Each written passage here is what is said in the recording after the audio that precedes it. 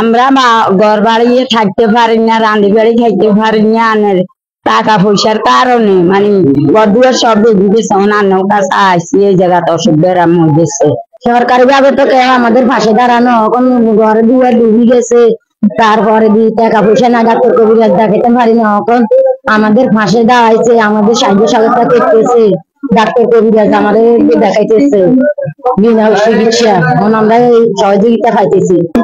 আমরা আজকে কয়েকদিন যাবৎ স্কুলে আসছি, আমাদের বাড়িতে পানি আরো আমার ভাত রাঁধতে পারি না, অনেক কষ্টের বিনিময়ে আমরা আছি।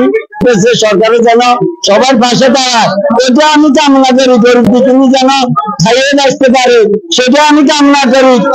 কে কি দল করে সেটা আমি জানি না, আমি জানি যে যারা অর্থশীলী আছেন তারা সবাই গরিব দুঃখীদের মাঝে আসে এই মুহূর্তে দাঁড়ায়। আমাদের দলের ভারপ্রাপ্ত চেয়ারম্যান জনাব তারেক রহমান এবং দলের চেয়ারম্যান দেশনেত্রী বেগম খালেদা জিয়া তাদের সুনির্দিষ্ট নির্দেশনায় বাংলাদেশ জাতীয়তাবাদী দল শুধু তাই নয়, যত পেশাজীবী সংগঠন আছেন যেমন ডক্টর সেন বাংলাদেশ ড্যাব, জার্মান ফাউন্ডেশন এবং অন্যান্য অঙ্গ সংগঠনও এই বন্যা দুর্গত যে অঞ্চলগুলো আছে সেখানে সর্বত্রই তারা ত্রাণ সামগ্রী বিতরণ করছেন।